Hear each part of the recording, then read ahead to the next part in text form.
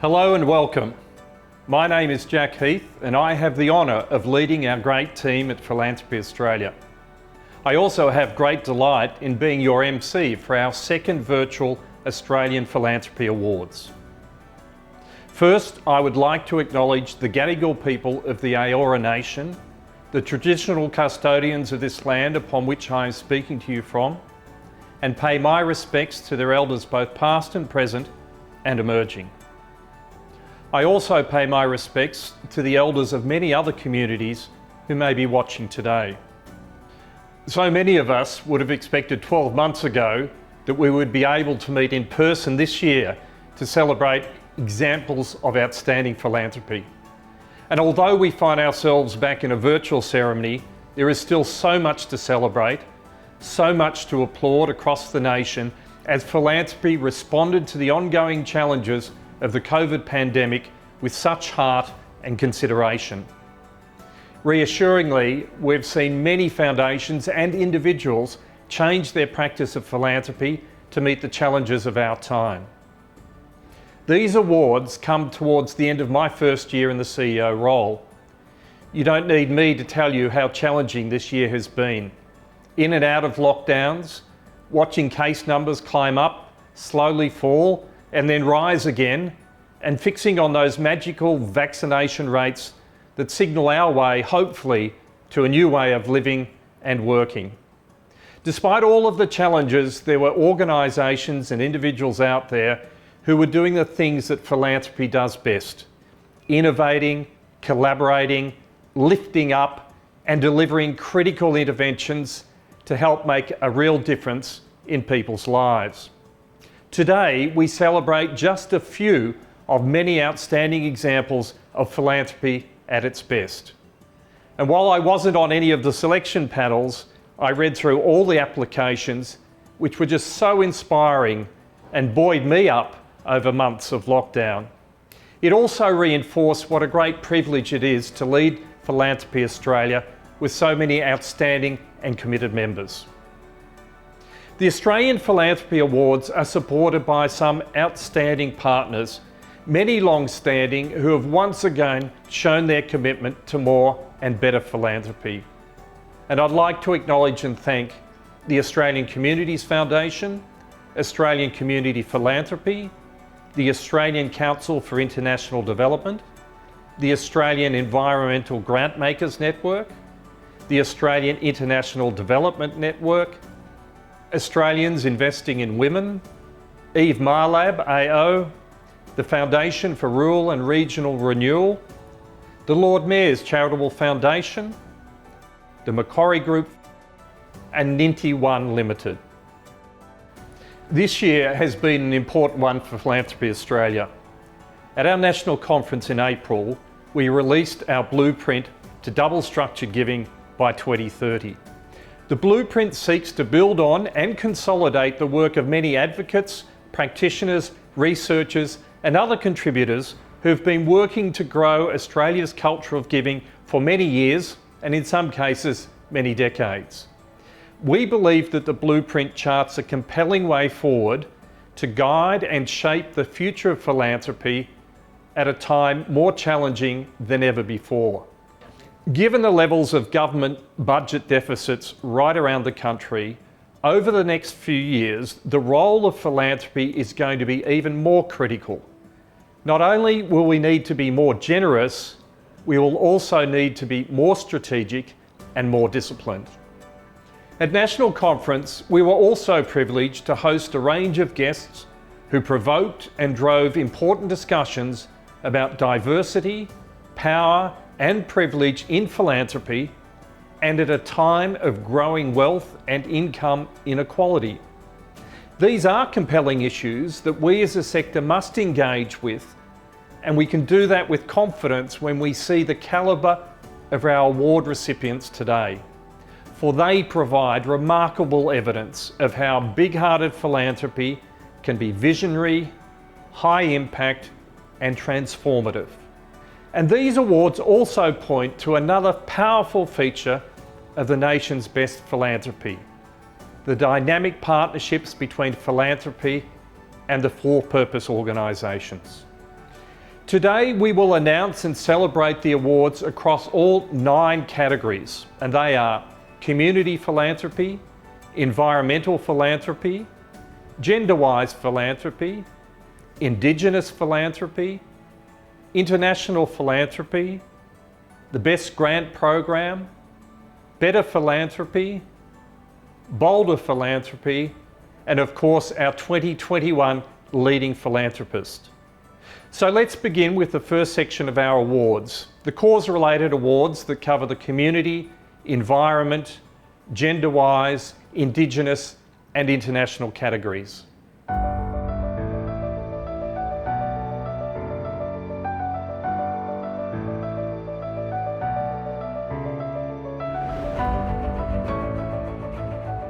Hello, I'm Georgie McKay and I'm a Director of Australian Community Philanthropy, and this year I chaired the selection panel for the 2021 Community Philanthropy Awards. This award is a joint initiative between the Australian Communities Foundation, the Lord Mayor's Charitable Foundation, FRRR and Australian Community Philanthropy, the peak body for the community foundation sector. Thank you to our co-sponsors for coming together to create this space to recognise and to celebrate community philanthropy. With the depth and diversity of the nominations that we received, our panel had a really difficult decision to make. We thank everyone who nominated. We really loved hearing about the work that you do in your community. But the winner of the 2021 Community Philanthropy Award is the Inner North Community Foundation's COVID-19 Disaster Relief Fund. Our panel believes that this fund represents the unique strengths of the Community Foundation model. Based on their close relationships, the fund helped mobilise local giving to support people in need. The foundation designed and implemented quick granting processes and modified these to the changing needs in a dynamic environment. Between March and October 2020, the fund distributed close to $400,000 to 142 community groups and charities across Melbourne's inner north. This included food relief to more than 2,500 families, some school and employment programs, and support for small business to enable people to both work and to learn from home. While much of the world took a little time to adjust to the new COVID-19 reality, the Inner North Community Foundation implemented a rapid response that was deeply meaningful for their community. It focused on people and upon building upon their existing knowledge of their communities and its needs. Congratulations to everybody involved in the Inner North Community Foundation's COVID-19 Disaster Relief Fund. Hello, I'm Sylvia Edmonds, a Director of the Inner North Community Foundation and Chair of the Grants Committee.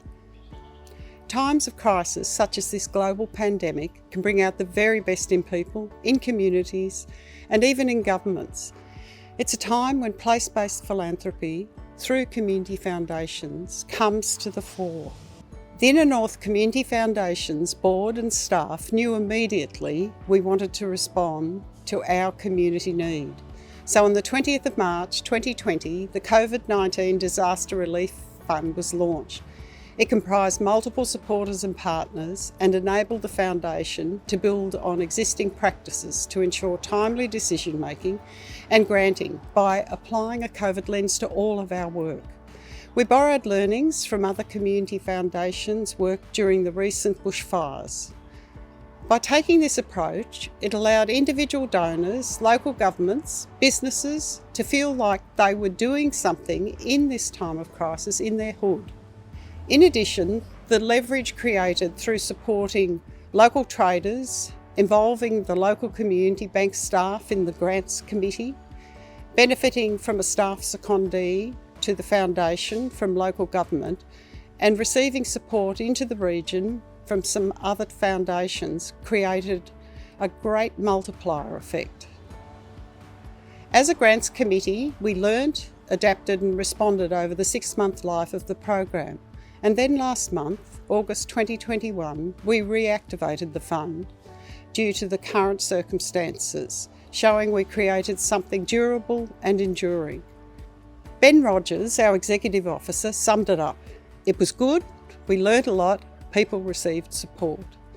In closing, I would like to dedicate this award to Dr. Christopher Baker, Chair of the Inner North Community Foundation, who who passed away in June 2020, and thank our 3 local councils, local businesses and many partners and supporters. Thank you.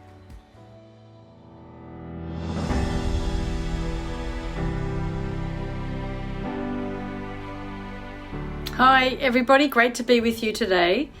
The AEGN is proud to have supported the Environmental Philanthropy Award for the last 5 years, and it's my great pleasure to announce the winner for 2021. As you know, with the recent UN climate change negotiations in Glasgow, we are in a historic moment for climate and environmental action. The decisions and actions we take today will determine no less than the future of humanity. To make sure these decisions and actions lead to lasting environmental protection, we need a healthy and powerful democracy. And to achieve that, we need unbiased, brave and sophisticated investigative journalism. On that basis, I am delighted to announce that the 2021 Environmental Philanthropy Award goes to the Lim Family Foundation and the Guardian Australia's Environmental Investigations team. Woohoo! The Lim Family Foundation has made a significant multi-year grant to the Guardian of $600,000 over a 4-year period. The funding represents philanthropy at its best. It is bold, multi-year, supports critical work that otherwise would not have gone ahead, and has had far-reaching impact. I would particularly like to acknowledge that the Lim family have chosen to spend down their foundation corpus. One of the reasons for this is to address the urgency of environment and climate issues. My very warmest of congratulations to the Lim family and to Guardian Australia. Thank you for recognising the amazing work of the Guardian Australia's Environmental Investigations team. Their ability to get under the surface of the big issues perpetuating climate change has been outstanding, and the Lim Family Foundation is very proud to support their journalism. Our foundation chose to fund The Guardian as we were looking to address multiple environmental issues through advocacy and communication. Independent, investigative journalism is expensive and time-consuming, but the rewards of this labour in the environmental space are for everyone. Such reporting holds governments and corporations to account and ultimately influences real systemic change. I'd like to thank Guardian editor Lenore Taylor for her fearless commitment to environmental reporting and her ability to articulate so clearly that the issue of climate change should be at the top of everyone's agenda. Finally, I want to acknowledge my late father, George Lim, who had the vision to set up this foundation and share his success with so many others. Thank you. The Lim Family Foundation's support for our environmental investigations reporting meant that at least one member of my environment team could be digging deep and getting off the sort of daily treadmill of environment stories. The stories that helped us do included Lisa Cox's ongoing investigation into environmental offsets that's now resulted in 2 parliamentary inquiries and an Audit Office inquiry, Graham Redfern's reporting on the process leading up to the decision on the Great Barrier Reef's in danger listing, ongoing reporting about threatened species, and also our deep analysis of climate and energy policy. I'd like to thank the Lim Family Foundation for their generosity. It's allowed us to do a lot more work than we would otherwise have been able to do.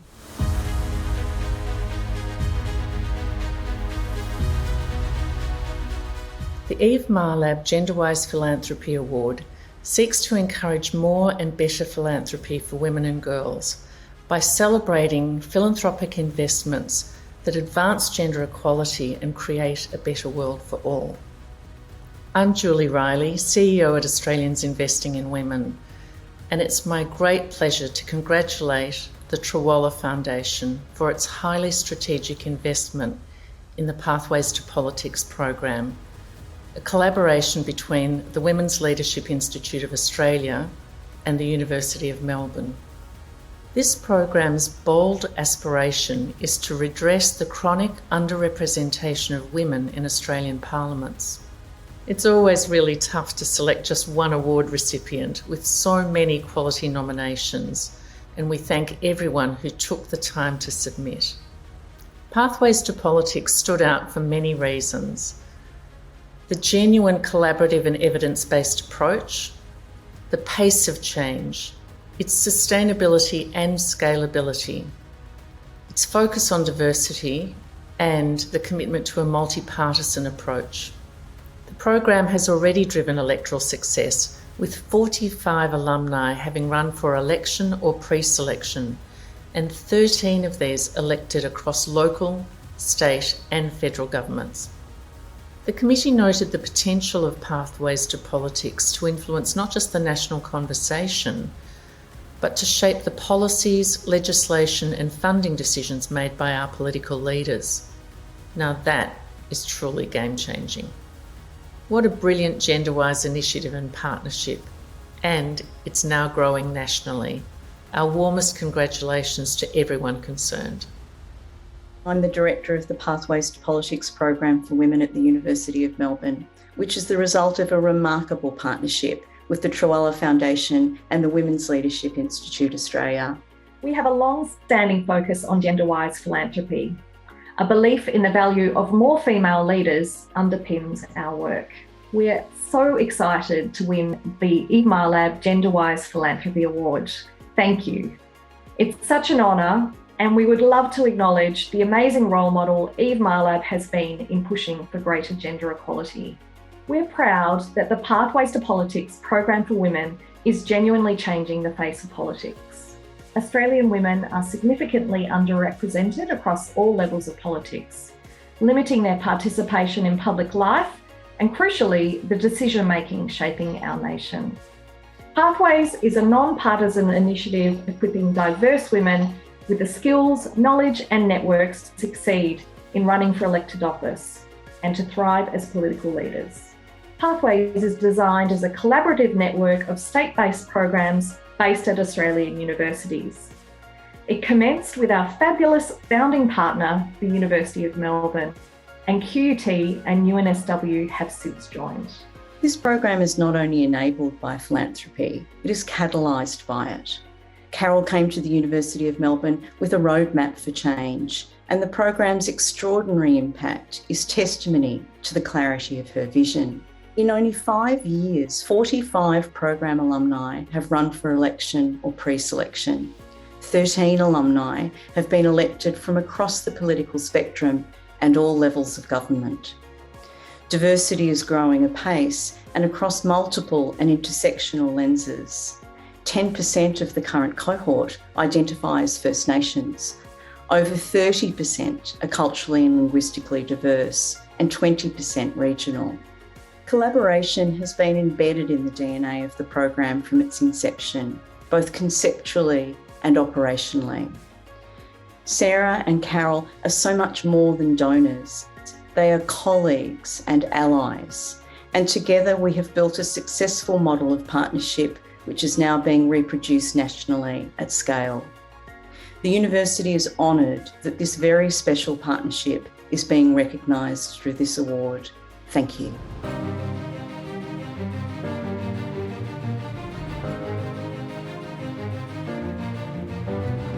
My name is Alison Page and I'm a director of Ninty One, proud sponsor of the Indigenous Philanthropy Award. Ninty has been a sponsor of this award to recognise innovative relationships between philanthropists and communities that improve the lives of Aboriginal and Torres Strait Islander people. This year's winner of the Indigenous Philanthropy Award is Cages Foundation's support for Mari Ma Aboriginal Corporation. These two organisations have been working together to give Aboriginal kids in Far West New South Wales the best possible start in life by funding programs for 5 years and under through the Mari Ma Aboriginal Corporation, which is a remote Aboriginal health service in Western New South Wales. Mari Ma means coming together and working together in the Barkindji language, and it's the way these two organisations came together and worked together that we at Ninty think is truly innovative. Cages went in there with a long-term view. They really got to know Mari Ma as an organisation, their whole system and how they worked, so that they could be flexible and responsive to their needs as they arose. They worked with Mari Ma, not for them. Cages went into this relationship knowing that they didn't have all the answers, that the real experts are the Aboriginal people who are living in these communities and dealing with these issues every day. All they could do was go in there and empower them to come up with their own solutions to their own problems. And that's why we at Ninti would like to celebrate Cages Foundation support for Marima Aboriginal Corporation. Congratulations for winning the Indigenous Philanthropy Award for 2021. Hi, I'm Gemma Salteri, Executive Director of Cages Foundation. I'm speaking today on Gadigal country and would like to pay my respects to all First Nations people. I'm humbled to accept PA's Indigenous Philanthropy Award on behalf of my board and team.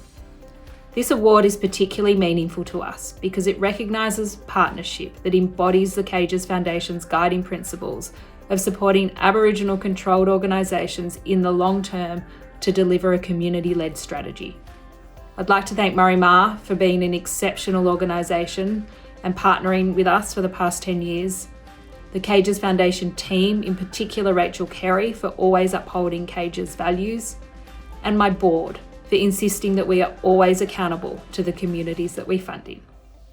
My name is Bob Davis. I'm a Dungutty Biripi man from the north coast of New South Wales, speaking to you today on the land of the Barkindji people of far western New South Wales. I've been the CEO for Marima Health for more than 11 years now. Our board of directors, led by chairperson and Willie Akali elder Maureen O'Donnell, has asked me to thank Philanthropy Australia for this award. While I've only been working for Marima as the Executive Manager for Aboriginal Health and Community Wellbeing for a number of months, I have lived and worked in the Far West for many years. So I've seen the work that Marima does on the ground and the impact that they are having in the lives of Aboriginal families, and in particular those with young children. While Marima prides itself in evidence-based programs, these roll out on the ground with community leadership and involvement at the forefront, supporting children to learn through play, supporting parents to learn about child development and to thrive in their role as their child's first teacher. All leads to improved outcomes for our children and self-empowerment. It's embodied in our board's vision. First Nations people live strong, resilient, happy and healthy lives, supported by cultural practices and investment in vibrant families. Individuals and communities to achieve well-being and independence through self-determination. We are very grateful that Cages have supported this vision through their philanthropy. They have been a wonderful organisation to work with, supporting and sharing our vision for Aboriginal mothers and children. We would urge other philanthropic organisations to follow Cages' lead in their approach to walking alongside Aboriginal community-controlled organisations, supporting self-determination for Aboriginal people. Thank you.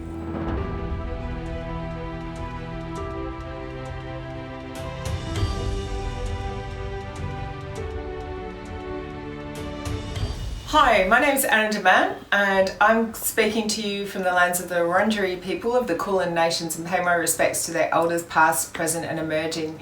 I'm here on behalf of the Australian International Development Network and our co-sponsor, ACVID, Australian Council for International Development, to announce the winner of the 2021 International Philanthropy Award. The award goes to Arup Engineering for their absolutely awesome collaboration with Engineers Without Borders. The selection panel basically looked for the hallmarks of genuine partnership between donor and doer, and we certainly found it in this partnership. Together, the organisations have created emergency sanitation guidelines for the country of Vanuatu, which is highly prone to disaster. Now, that country is able to roll out emergency sanitation response in the wake of disaster in a way that requires minimal input from external sources and which will actually leave the country better off than before disaster in terms of infrastructure around sanitation and hygiene. The actual dollar amount donated was fairly small, but the collaboration the Arup engineering collaboration with Engineers Without Borders was clearly very genuine and is something that's been evident through 10 years of partnership with Engineers Without Borders. We congratulate both the organisations on this excellent example of true philanthropy and hope for many more years of successful partnership. Congratulations. In March 2020, Vanuatu began responding to the COVID pandemic, and just 1 month later, Tropical Cyclone Harold devastated the nation. With border closures preventing the ability to be on the ground, we saw this as an opportunity to innovate. While nations turned inwards to respond to the pandemic, we saw new ways to support Vanuatu. The EWB Arup team carried out this project virtually, reviewing best practice guidance and collating knowledge held by WASH responders in Vanuatu. Together, we reframed virtual working to mean greater engagement, responsibility, and ownership in the development of the community sanitation guidelines. Vanuatu is subject to many natural hazards, including cyclones, volcanic activity, tsunamis, flood, drought, and earthquakes. Extreme weather events are increasing in frequency and severity. In response to these hazards, sanitation is key to human health and is a critical line of defence against disease. In emergencies, there is a tendency towards short-term solutions. There is no clear line between acute emergency response and long-term development. This is known as the Humanitarian Development Nexus. Together with EWB, we focused on this nexus and we saw them as the best partner for aid innovation. The guidelines support quick, coordinated responses to complex emergencies while balancing against longer-term development goals and safety standards. Importantly, this work addresses gender equality. We adopted the principles of dignity, access, privacy, and safety to include important factors often overlooked, such as menstrual hygiene management, which can now be offered at national scale. Our impact focus is community-driven, measurable, scalable, and monitored. We provide pro bono staff time and partnership funding through Arup's community engagement program.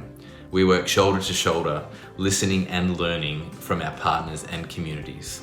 Our fantastic partnership with EWB will support Vanuatu in implementing these guidelines, and we thank Philanthropy Australia for recognising this important work.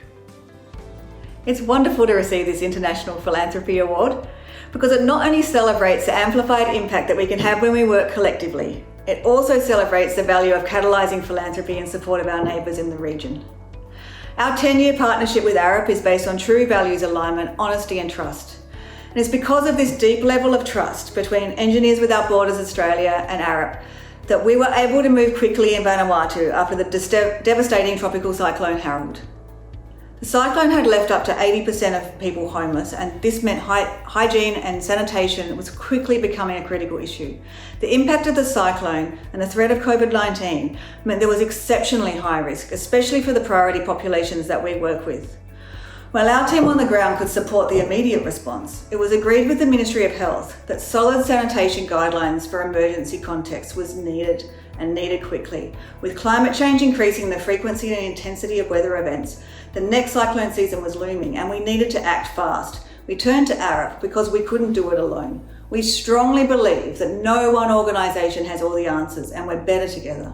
We needed the expertise of the technical team at Arup and they responded quickly. Through this gift of staff time, enabled by catalysing funding that Arup provide to EWB every year, the Arup and EWB team together worked with the Vanuatu government and communities to develop guidelines which have influenced national decision making. Together, we've been able to achieve something that impacts the whole Vanuatu population across multiple islands. These emergency sanitation guidelines ensure that the government can provide sanitation that's workable and appropriate, even in the most remote places. Our approach is to develop integrated socio-technical solutions to problems, and this is a wonderful example of that. With philanthropic relationships like Arup, we're able to reach further and engage deeply and differently. We are redefining the purpose and impact of engineering as a critical enabler of sustainable development. Congratulations, Arup. I'm so happy your contribution is being recognised with this award.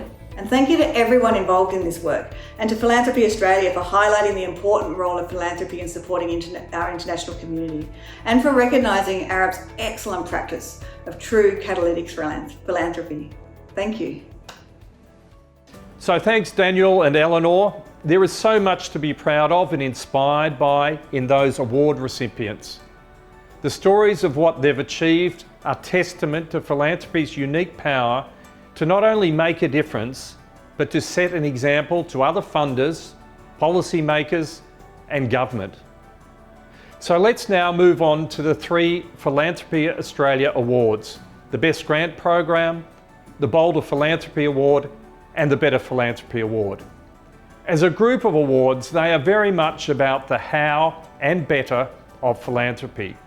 They're about rigour, they're about smart, innovative approaches, they're about that fresh thinking and philanthropy's willingness to deploy social risk capital where others aren't. And I would like to thank our committed selection panel for their high-level support and their ongoing dedication to debating and deliberating on the recipients of these awards. Now I'm passing the baton to one of our co-chairs at Philanthropy Australia, Amanda Miller, to announce the first of the awards for the Best Grant Program. Over to you, Amanda.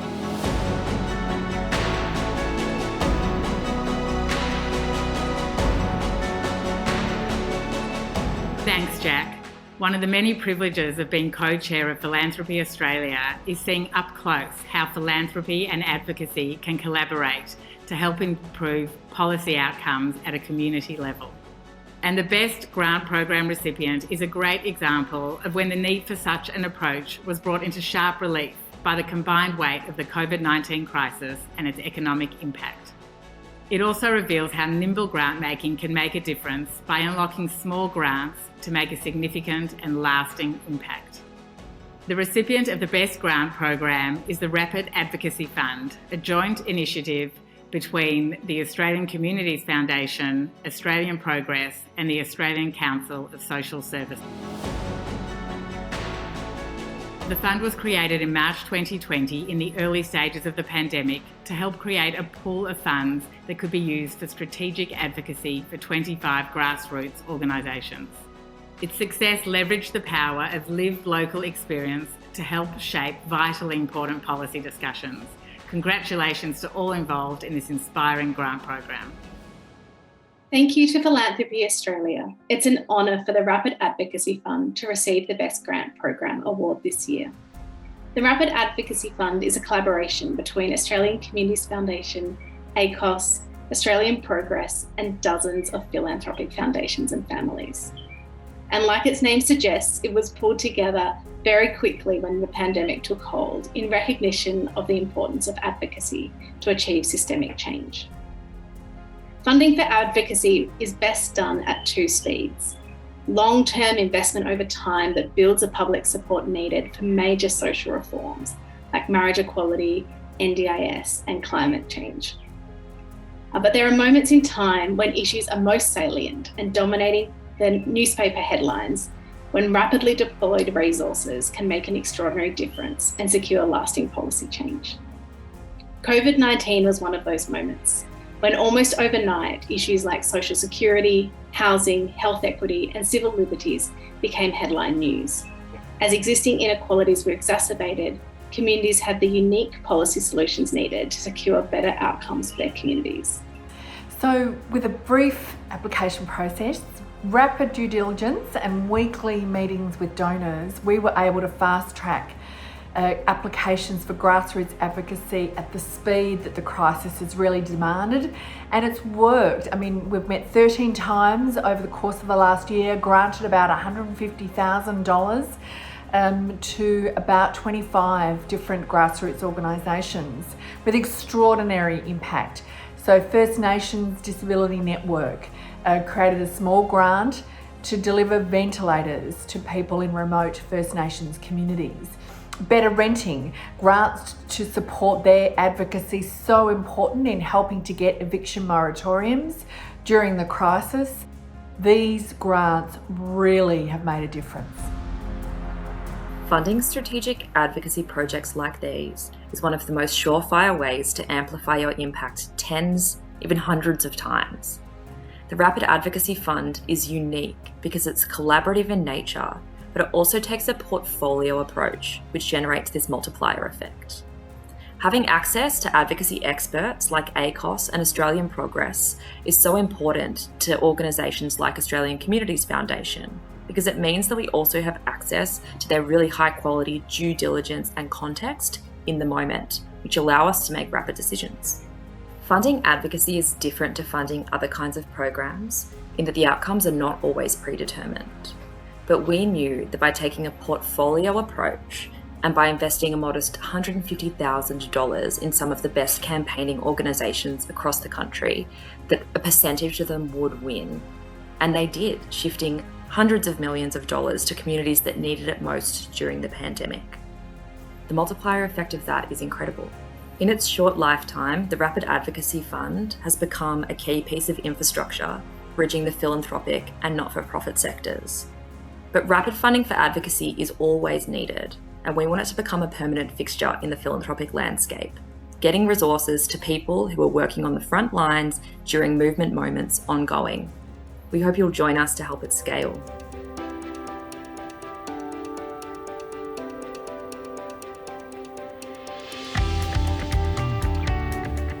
At its core, the Boulder Philanthropy Award recognises the kind of innovation that is a feature of philanthropy at its best. Philanthropy can fund great ideas, new thinking and creative solutions in ways that are fundamentally too risky for government and indeed often for business. It's philanthropy's appetite for such a risk that can have profound outcomes, especially when it joins forces with an organisation with a bold, brave view of the future.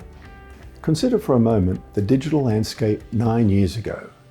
We didn't have the ease of an app on our phone to order home deliveries or do other transactions. That technology was still in its infancy, and only a few people saw its potential, especially to provide care and attention for those in need of mental health care. That's where this year's recipient of the Boulder Philanthropy Award comes in. A true partnership between a startup and a funder who shared a vision about how to help support youth mental health, and that has now, 9 years later, reached 6.3 million Australians. So the 2021 Boulder Philanthropy Award goes to Gandalf Foundation with Smiling Mind.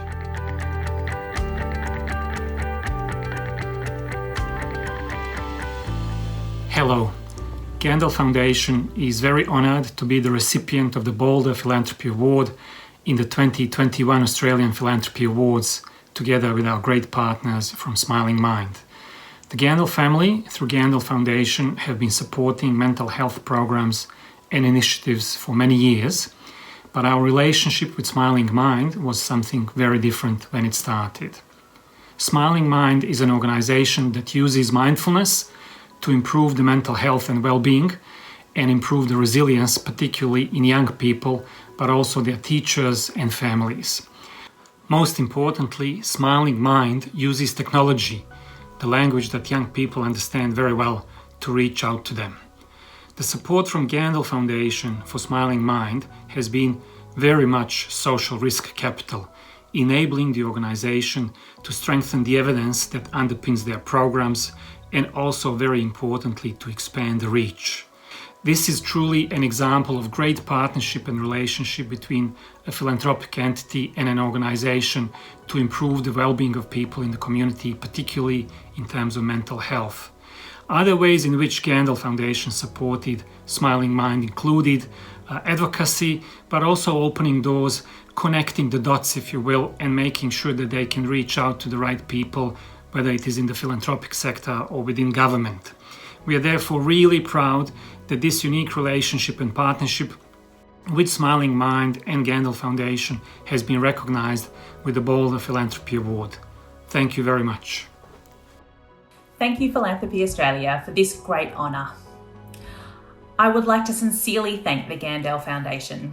It's been an absolute pleasure working together over the past 9 years, and this work has truly been a partnership with a bold ambition and a true representation of what philanthropy is all about, creating a better world.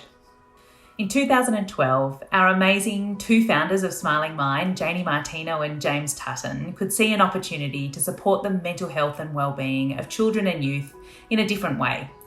An opportunity to use technology to ensure all Australian children and young people had access to high quality, evidence-based tools and resources designed to support a positive and proactive approach to mental health.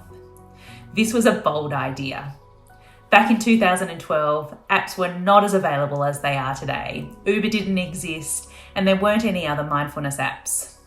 Smiling Mind was ahead of its time. Gandel Foundation saw this vision and innovation of Smiling Mind and a clear connection to our desire to support youth mental health in a different way. They could see the opportunity to support the resilience of our future generations. And they were right. This resilience is needed now more than ever before. Taking a bold move to support a completely new model, an unproven but highly innovative startup not-for-profit organisation, Gandel Foundation support has enabled Smiling Mind to become a leader in the provision of accessible technology-led programs to support the good mental health and wellbeing of Australians. This philanthropic courage has enabled us to reach more than 6.5 million people, equipping them with tools and strategies to support a positive and proactive approach to support their mental health. We've trained thousands of teachers across Australia and we've supported millions of kids to learn essential social and emotional skills that they'll use for the rest of their lives. Bold philanthropy like this is what changes the world. Without philanthropy, none of this work could have been possible.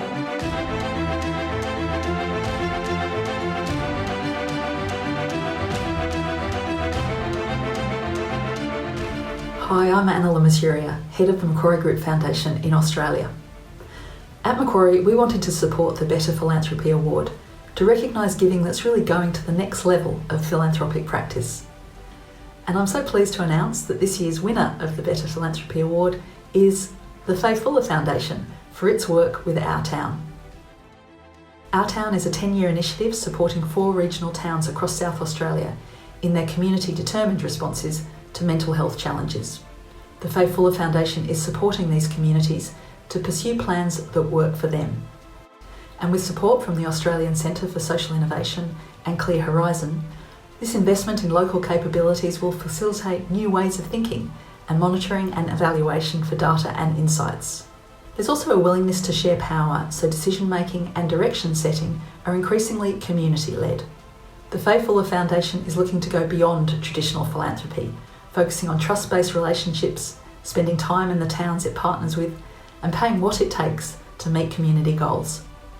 Its funds are supporting subject matter experts and place-based partners, striving to achieve their aim of a philanthropy that leaves good behind. So congratulations to the Faye Fuller Foundation. Our Town has been designed to lead by example, and its thoughtful, collaborative approach can be an inspiration to other philanthropists. Very excited to be receiving this award on behalf of the Our Town initiative, and just quickly want to acknowledge that Our Town over the last 2 years has had the absolute privilege of working across many unceded Aboriginal lands in the state of South Australia. We as an initiative want to pay our respects to elders past, present and those into the future.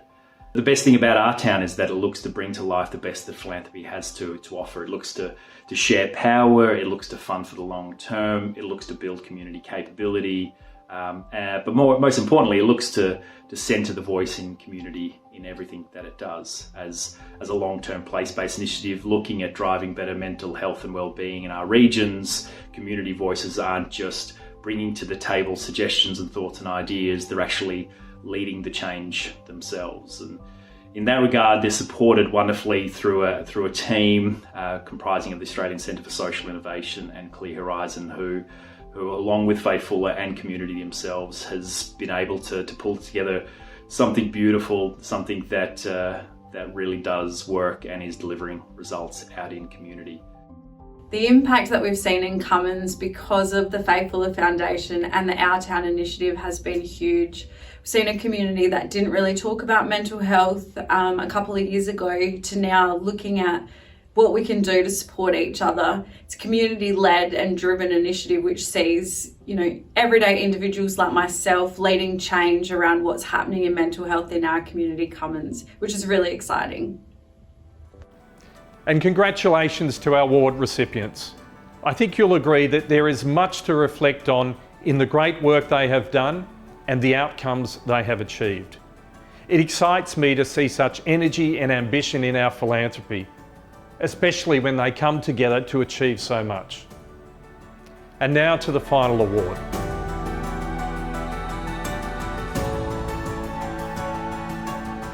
While this award obviously recognises an individual, it also pays tribute to the range of causes, organisations and people who are integral to the individual's contribution. And so the award doesn't aim to celebrate an individual for their work just in one given year, but to acknowledge their enduring and transformative commitment to philanthropy over many years. Last year, the Leading Philanthropist Award was given to Dr. Carol Schwartz AO. I'd now like to welcome Carol and ask her to provide some perspectives on the past 12 months in the role before Anne Johnson, Co-Chair of Philanthropy Australia, announces this year's recipient. Carol, over to you. Hi, I'd like to begin by acknowledging the Wurundjeri people of the Kulin Nation, where I am based, and pay my respects to their elders past, present and emerging. And I'd also like to congratulate and thank Philanthropy Australia for putting together another fantastic virtual awards ceremony. Now, the societal challenges that we're facing can feel so relentless at times, and so it's so wonderful to pause and celebrate the meaningful change that's being catalysed by our philanthropic community. Now, last year I was so honoured to receive the Leading Philanthropist of the Year award. It meant so much to me personally and was a wonderful way to further shine a spotlight on gender equality and the work we're doing on gender equality. I'm really proud of the initiatives we've catalysed to grow the critical mass of female leaders in politics, business and the media, including, of course, our stellar Pathways to Politics for Women program, which goes from strength to strength. However, as we continue to grapple with the pandemic, it's absolutely clear that Australian women have been disproportionately impacted in terms of workforce participation, economic security, and taking on the majority of the responsibilities of caring. We must consciously find ways to support a gender equal recovery, and I believe that philanthropy has a really crucial role to play in this. I urge everybody watching this to reflect on the initiatives that you're involved with and consider how you could better enable diverse women to thrive and do incredibly well in these very, very challenging times. The collective impact that we could have would be incredibly significant. More broadly, our philanthropic community is full of bold individuals pushing for real change. And I wanted to acknowledge all of the outstanding winners today. Really well done and congratulations. And in particular, I can't wait to hear who the leading philanthropist will be. I look forward to celebrating their impact and to finding ways of learning and collaborating together in the future. Thank you so much and congratulations again. Thank you, Carol. I want to thank you too for the 12 months you have spent as the 2020 Leading Philanthropist. You have been such a fantastic ambassador for philanthropy. I know you will continue to be an inspiring leader and champion for philanthropy and the positive impact it makes across all communities. And now, to this year's Leading Philanthropist. It would be hard to think of someone who has made more of a contribution to rural and regional Australia. But his impact goes way beyond the bush. Not only has he been a long-time supporter of the nation's farmers and farming communities, he has funded and advocated for organisations involved in education, arts and culture, and many other areas. In addition to generous funding, he has provided time, knowledge and leadership to countless organisations. And in recent years, as the nation's regions have been impacted by a debilitating drought, bushfires, and then of course the pandemic, his family foundation has supported a wide range of philanthropic initiatives and innovations. Indeed, there are few areas of Australian life that have not been touched by his or his family foundation's philanthropy. This year's leading philanthropist is both humble and inspiring. And by conferring this honour on him, we like to think we honour all of his family for their remarkable and sustained support for so many Australians for so many years. It is my great privilege to announce Tim Fairfax AC as the 2021 Leading Philanthropist. Tim. Thank you to Philanthropy Australia for this award, and I'm genuinely humbled. As those that know me, the last thing I seek is recognition. I've no idea who nominated me, but I do know that they didn't consult. I would like to pay respect to First Nations people whom I've worked with over many years. It has been a rewarding experience during my philanthropic journey that continues today. Recently, I was informed that the Indigenous arts community in Queensland refer to me as Uncle Tim. Having met many aunts and uncles and been inspired by their contribution, I really was genuinely deeply honoured and flattered by this recognition. Many years ago, I heard Bales Meyer say, "Give while you live," and there is nothing to be gained by being the richest person in the cemetery. Now, these two comments inspired me to make a difference, and of course, giving can take many forms. It is certainly not all about dollars.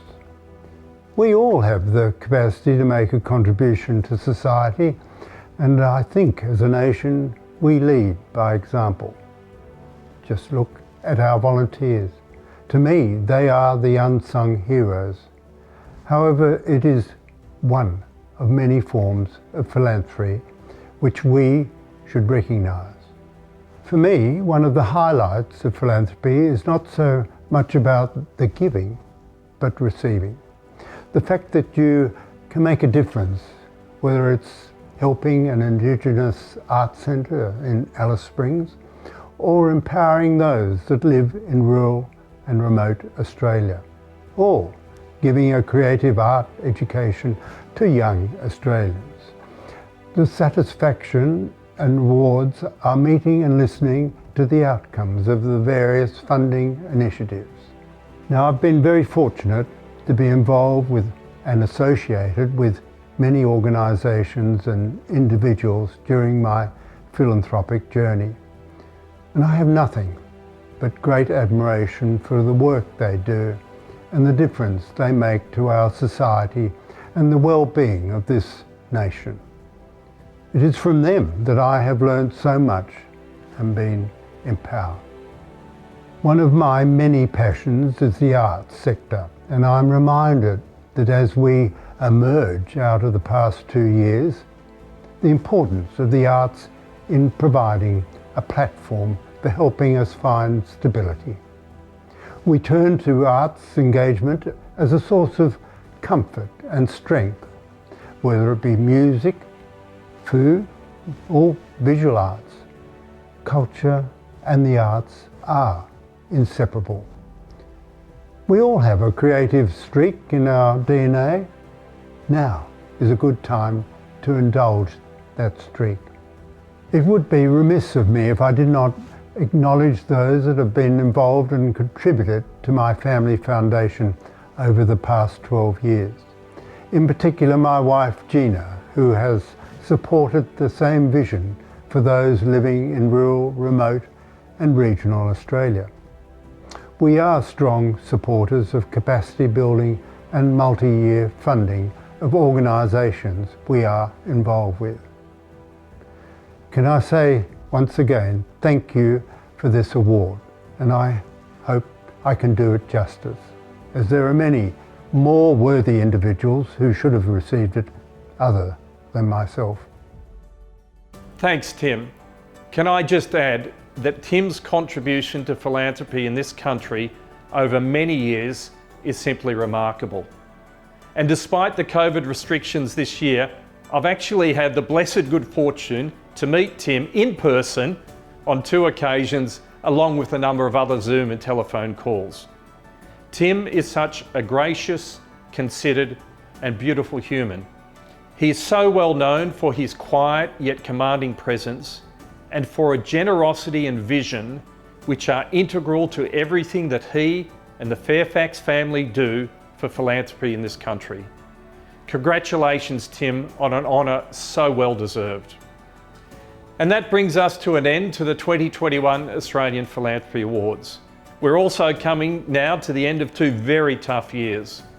At times like this, it's so important that we do pause, take stock and celebrate the best in philanthropy. And while we acknowledge the most outstanding achievements today, we know that this is part of a rich and growing ecosystem which seeks to alleviate suffering, to realise potential, to express what it means to be human, and to find a more sustainable path forward for our planet. It's a great privilege to honour our award recipients today and to be inspired by their thinking, their commitment and their achievement. Thank you to the fabulous Philanthropy Australia team. Once again, you've responded to the challenges of creating this virtual event with your trademark efficiency and professionalism. My thanks in particular go to Giselle Pinto and Johnny Nee, who've managed the awards process and delivered this result along with everyone else who has contributed. Thank you for all being part of this, for all the contributions you make in our collective quest for more and better philanthropy. I pass on every good wish for the remainder of 2021 and for the year ahead. Goodbye and thank you.